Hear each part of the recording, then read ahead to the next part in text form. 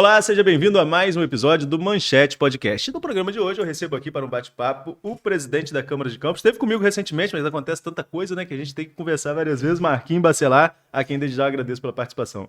Eu que agradeço mais uma vez, Arnaldo, a todos que assistem o Manchete Podcast. Realmente a política de Campos muda como nuvem e a gente, pelo visto, vai se encontrar muito mais e com muito mais frequência, né, Arnaldo? Com certeza, ano eleitoral a situação fica totalmente bagunçada, eu diria, né? Mas enfim, vamos começar falando um pouquinho sobre questões passadas, Marquinhos. Pouco tempo, impasse da Lua. É, Vocês, essa legislatura, praticamente não tiveram recesso, um período inteiro de recesso em nenhum ano, né? Sempre com alguma coisa que esticava ali a questão do recesso. E no final chegou-se a um acordo avaliado ali pelo Ministério Público em uma série de reuniões que aconteceu. Quem ganhou com esse impasse, com essa quebra de braço? Você sabe que articuladores, pessoas que são ligadas às políticas, acham que na guerra das narrativas na rede social, talvez o prefeito Vladimir tenha sido até um pouquinho melhor. Você concorda com isso? Eu acho que eu e o Vladimir acabamos ficando realmente duas peças combativas ali, mas quem ganhou foi a população de Campos. Eu brinquei nisso em algumas entrevistas. A população nunca tinha ouvido falar da LOA. Hoje, grande parte da população sabe o que é a LOA, entende a importância da LOA e o caos que pode ser criado da forma que a LOA for votada. Então, eu acho que essa discussão, esse debate foi muito importante. Como eu disse, a população ganhou. Entre as figuras políticas, tanto eu quanto o Vladimir, eu acho que foi um aprendizado para ambos. Ambos aprenderam naquilo ali. Eu aprendi a ceder, ele aprendeu a ceder. Mas eu acho que no final ali, o vencedor, e que teria que ser o vencedor, foi a população, e assim foi feito. Em termos práticos, o que mudou com toda aquela negociação? Mudou muita coisa dentro da LOA ali, de parte técnica, de parte orçamentária. A gente acompanhou obra com milionária, contratos milionários que estavam tendo nas obras. A gente tinha que ter um teto, tinha que ter um limite para aquilo ali. O transporte público a gente não conseguiu incluir, o transporte universitário, não conseguimos incluir o transporte universitário, o transporte público conseguimos botar mais 1 milhão, se eu não me engano. Teremos uma audiência essa semana, hoje ainda, sobre o transporte público, para tratar o assunto, mas acho que avançamos em alguns pontos, melhoramos alguns pontos para a população, diminuímos alguns orçamentos que estavam exorbitantes também da prefeitura, acho que encaixamos melhor. Não era o que a gente queria, não era o que a oposição almejava, não é o que a gente entende o que era melhor para a população, mas foi um meio termo que a gente encontrou e uma saída mais digna para a população ali no final. E agora, o ano de 2024 é ano eleitoral, mas também tem o seu desenrolar natural dos projetos. O que esperar da Câmara de Campos nesse ano de 2024? A gente começou essa semana com as 2 sessões que já tiveram aí, já começaram realmente quentes, imbatíveis, como tem sido todo esse período nosso ali como vereador, esse mandato nosso. Eu costumo brinquei com o papai, falei, fui aceitar o desafio de vir vereador numa missão, num momento que eu não esperava tantos desafios, realmente está sendo uma pós-graduação e tanto, esse mandato. E esse ano a gente espera, logicamente, a oposição vai seguir firme, vai seguir lutando, vai seguir mostrando os problemas da cidade. Eu repito isso e friso muito bem isso.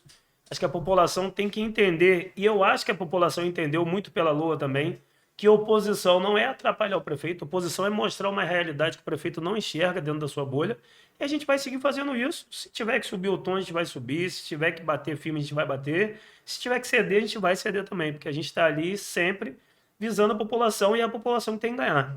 Marquinhos, as sessões aconteceram agora, né? Terça e quarta, hoje quinta-feira, a gente está gravando aqui, o programa vai ao ar hoje mesmo. E ali você falou que teve alguns embates. Um ponto que teve muita discussão foi a questão da CPI da educação. CPI da educação, a base tenta de alguma forma, usando o regimento, chamando uma questão de ordem, anular a CPI da educação. Por outro lado, vocês tiveram uma excelente notícia, que foi o STF mandar prosseguir a CPI. O que está acontecendo em relação à CPI? A base quer anular em que sentido? Qual é a pegada que a base quer usar para anular a CPI e qual é a versão da mesa? O que a mesa vai fazer em relação à CPI? Eu acho que a questão da mesa já está decidida, a mesa já foi decidido, aceitou a abertura da CPI da educação, o nosso papel é esse, a gente recebe o pedido, avalia a fila, vê quem está na prioridade da fila. A vez era a CPI da educação, a gente tinha algumas CPIs que tinham perdido objeto, a gente discutiu isso aqui já em outras oportunidades, e veio a CPI da educação. A CPI foi aberta, está entregue aos membros da CPI, é sigiloso eles que tocam a CPI, a gente não tem acesso. E muito me espanta a base do governo, ao invés de trazer os problemas, as soluções, as qualidades que o prefeito tem para vender o peixe do prefeito, vem tentando impedir a todo momento a CPI da educação. Não só uma vez, duas, três. Agora o STF hoje deu favorável mais uma vez, deixando claro que a mesa, que eu como presidente da Procuradoria da Casa não errou em momento nenhum, a CPI é válida, está aberta, está valendo. E ele segue agora dentro do regimento, tentando de alguma forma impedir.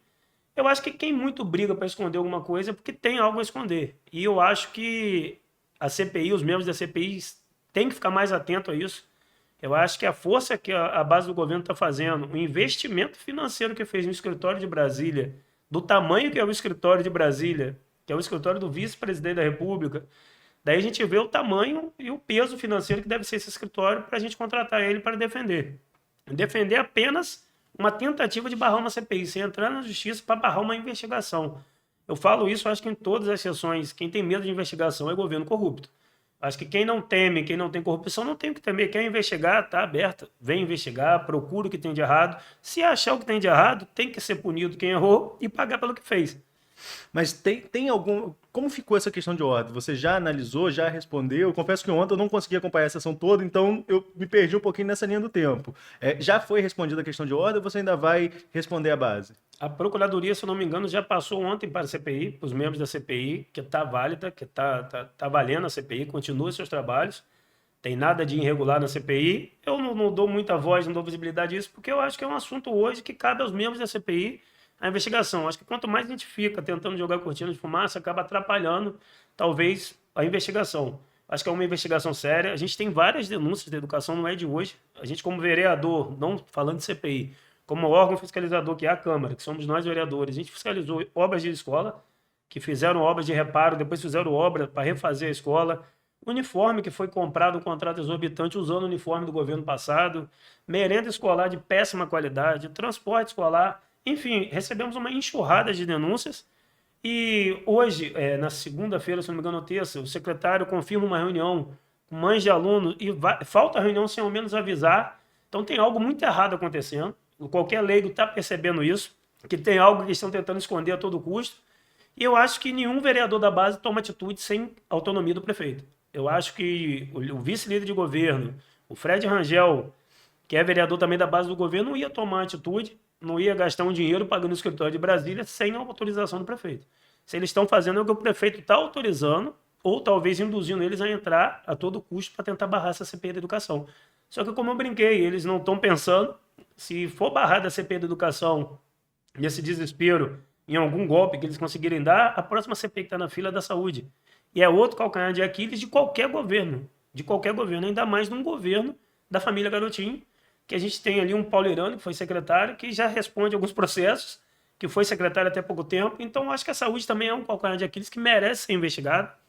A gente está tentando na justiça que a CPI da Água do Paraíba retorne, mas se ela não retornar, a gente quer que o juiz dê uma decisão logo que ela acabe, porque ela está suspensa, está impedindo outras CPIs de serem abertas. Então, esse é um que a mesa vem tentando fazer, que o juiz ou libere a investigação para a Água do Paraíba, ou então encerra a CPI da Água do Paraíba, para a gente vir com a próxima, que é da saúde. Mas o plenário não poderia autorizar para abrir mais uma? Não, está suspenso pela justiça. Não, mas para abrir mais uma CPI. Mais uma, a maioria em plenário poderia. Teria que ter 17 votos.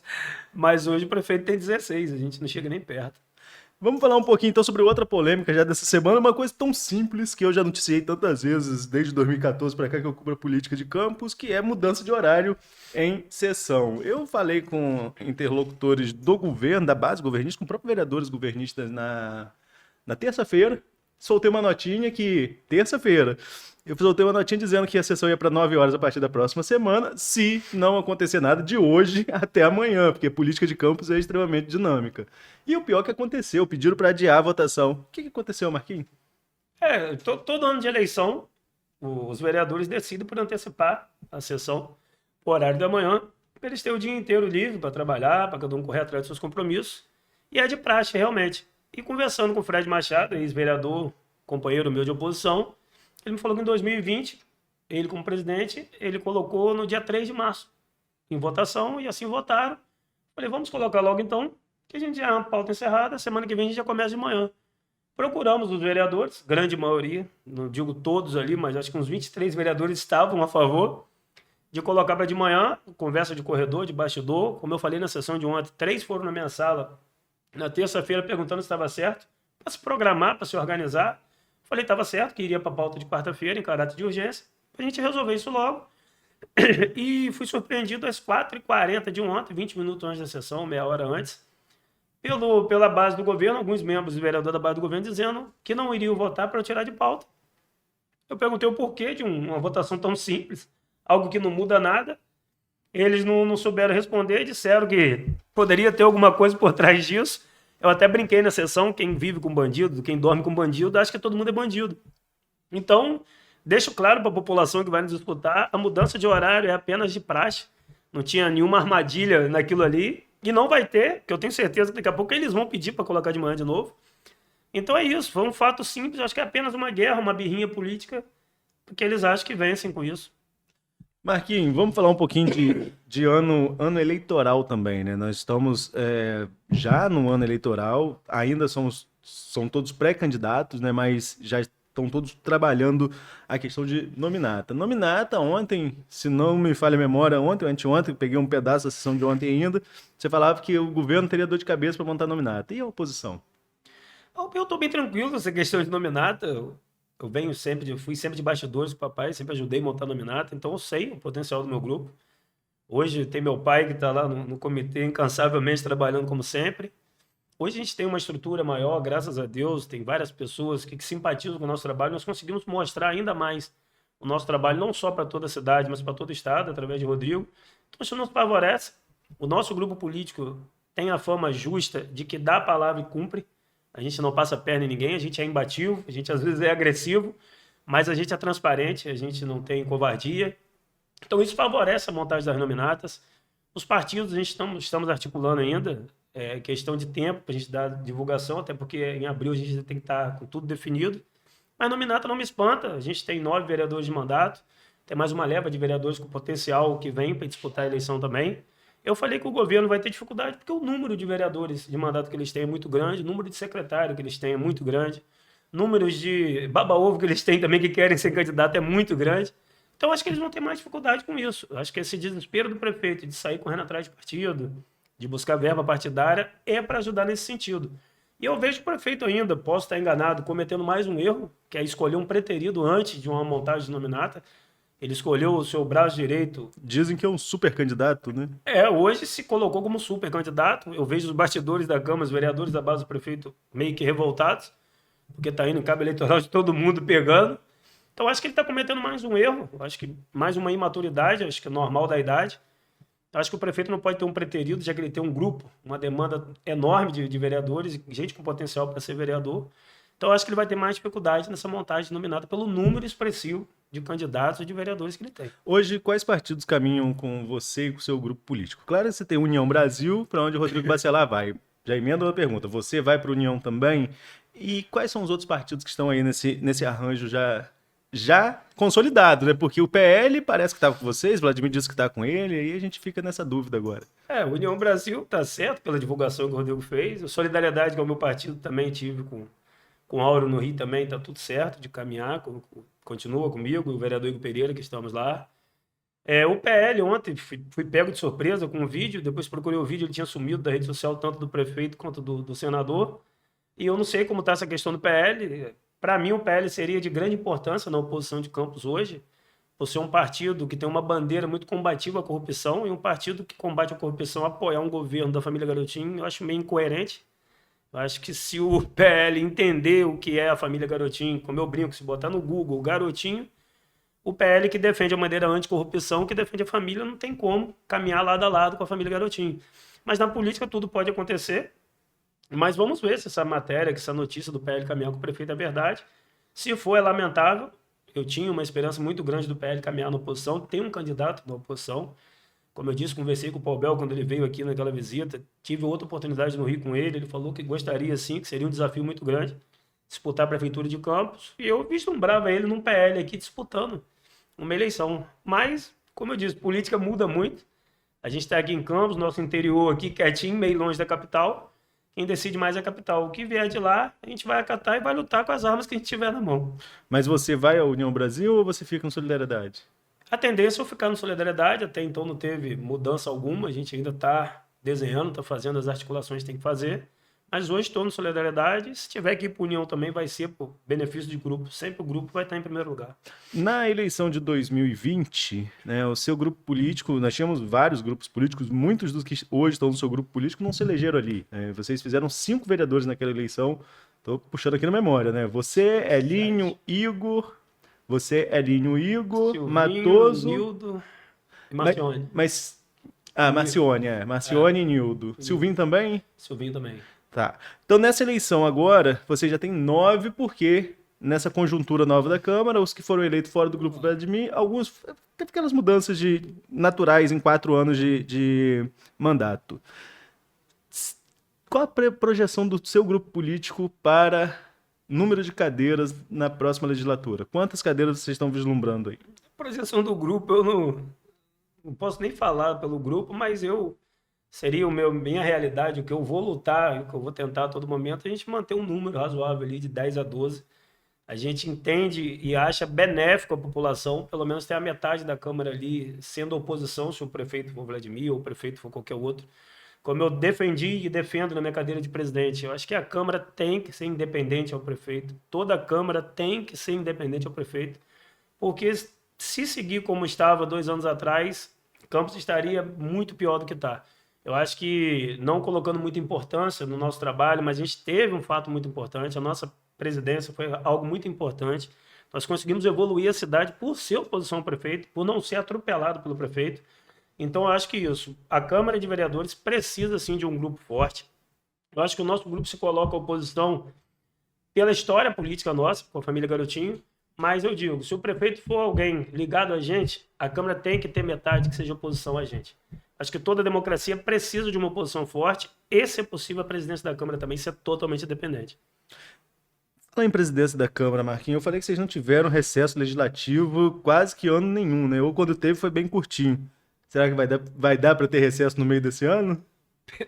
Pelo visto, esse recesso no meio de ano eu acho que vai ter, né? Ano eleitoral. Ano eleitoral. Ninguém vai querer briga lá, não. O prefeito não vai mandar briga pra gente. Eu acho que esse ano vai ser bem zen em relação a projetos. Lá atrás, a gente lembra, né? A gente acompanhou aquela confusão toda que foi seu nome aparecer como candidato a presidente, aquela eleição anulada, que depois teve que ser refeita, enfim. Mas o que todo mundo contava, até mesmo você já falou, é que você não queria ser o candidato a presidente. Você tinha Elinho ali despontando, Nildo talvez, era um outro nome à época, estava no grupo de oposição. Para quem não queria, como que você avalia essa gestão? Mas tá sendo um desafio muito gostoso de viver ali. É lógico, é sacrificante. Você abre mão de algumas coisas, você vive a Câmara ali, realmente. Os colegas, eu brinco, vocês vêm aqui, estudam as matérias, discutem, atendem e vão embora. Eu tenho que ficar ali administrando. Mas é gostoso, como eu disse, uma das coisas que me motivaram a aceitar em cima da hora foi chegar onde meu pai chegou. Eu deixo isso claro sempre, meu maior exemplo. Então, quando eu vi a oportunidade de chegar onde ele chegou, e quando eu cheguei, sentei na cadeira, montei a equipe, muitas das pessoas que já convivem com a gente, conviveu com ele, eu deixei claro isso. Eu quero sair daqui como ele saiu, deixar um legado que hoje, até hoje, no corredor da Câmara, do funcionário ao diretor lá em cima, fala que um dos melhores presidentes foi meu pai, para os funcionários, para a estrutura da casa, e eu venho tentando seguir esse mesmo caminho.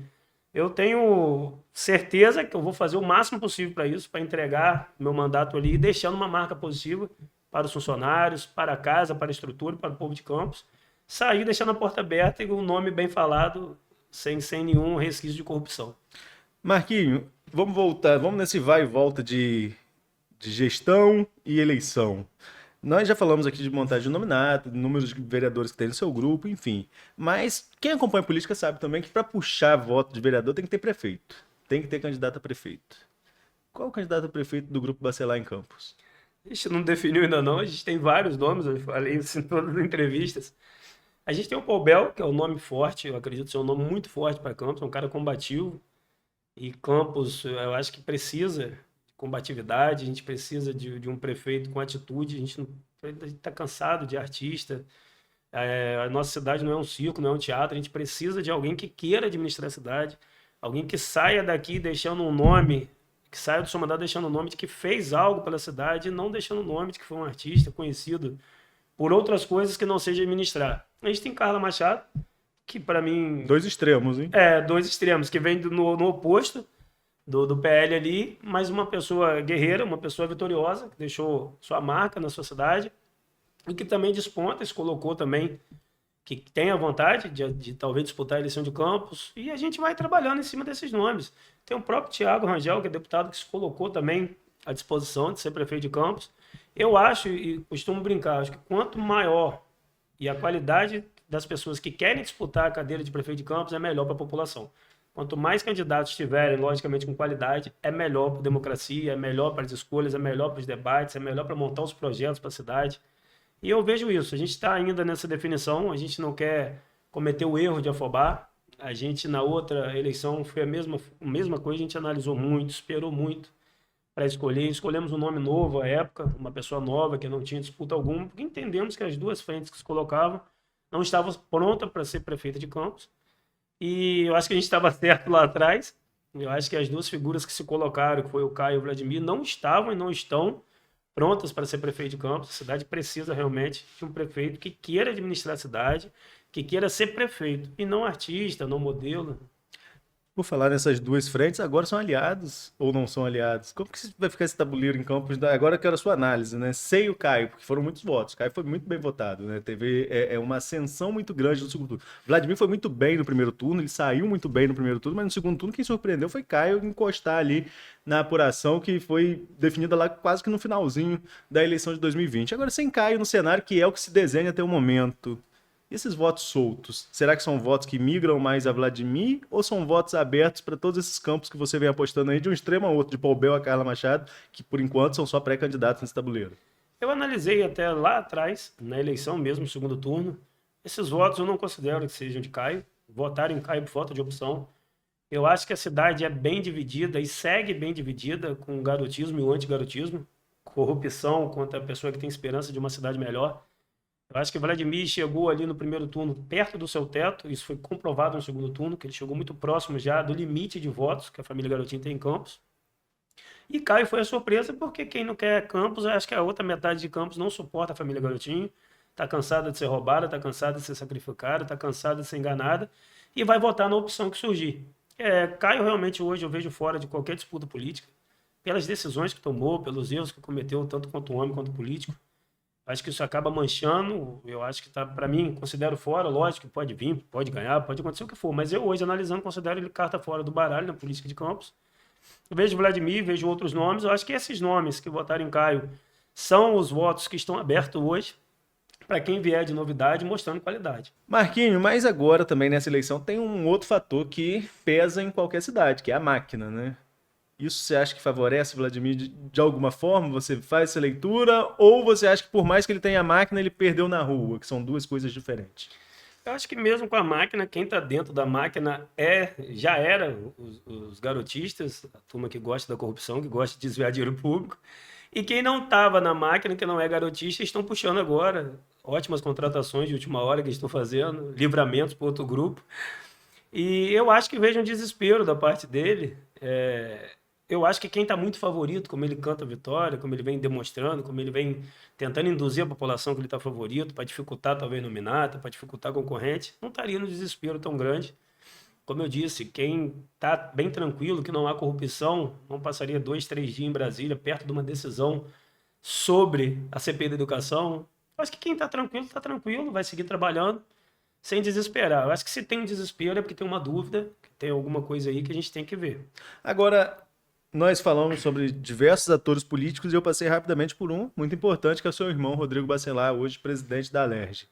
Rodrigo vai assumir o comando estadual do União, li até na mídia carioca que vai fazer uma caravana passando por todos os municípios, filiando o pessoal no novo partido dele. Mas e a participação dele em Campos? Qual vai ser, Marquinhos? Ele vai participar um pouco mais ativo da campanha aqui ou as funções de presidente da Alerj, presidente do partido, vão deixar ele um pouco mais de longe, isolado lá no Rio? As funções já estão deixando ele mais longe, mais afastado, a gente sabe. No começo eu fiquei meio espantado na presidência da Câmara, falei, rapaz, que loucura. E eu tentava falar, a dificuldade de falar com ele, falei, mas depois que eu sentei na cadeira de presidente da Câmara Municipal de Campos, eu fui vendo o tamanho da importância, o tamanho da responsabilidade, comecei a me colocar no lugar dele realmente, onde ele está, é algo insano, é algo que demanda tempo, é algo que demanda sacrifício familiar, que demanda sacrifício de momentos da vida. Ele está lá trabalhando como louco, como sempre faz, mas eu acho que por Campos ser sua cidade, seu berço, sua terra natal, é lógico que ele tem um olhar mais especial, mais atento. Ele está sempre atento ao que acontece, toda matéria que chega para ele liga, procura saber o que está vendo aí, dá sua opinião. E a gente segue sempre tentando achar um meio termo das coisas. A gente não procura muito apurrinhar ele pela falta de tempo dele, mas ele está sempre bem informado. A equipe dele também muito boa, qualificada, acompanha a gente aqui, nos dá condições de trabalhar também, nos dando tranquilidade, algumas coisas que a gente fica meio que desesperado com as fake news que surgem. Mas acho que por ser a terra natal dele, o berço dele, a origem dele, ele tem um olhar lógico mais especial. Assim foi no começo do governo de Cláudio.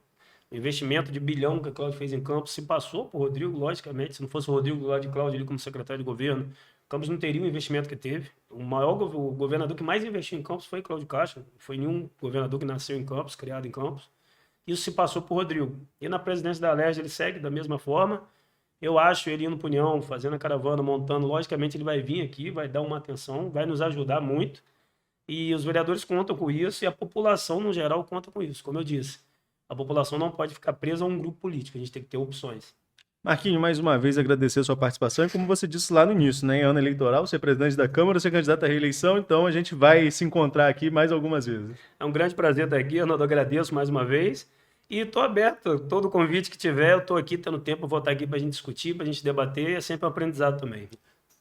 E a você que nos acompanhou até aqui, fique ligado também nas nossas redes sociais. Até a próxima!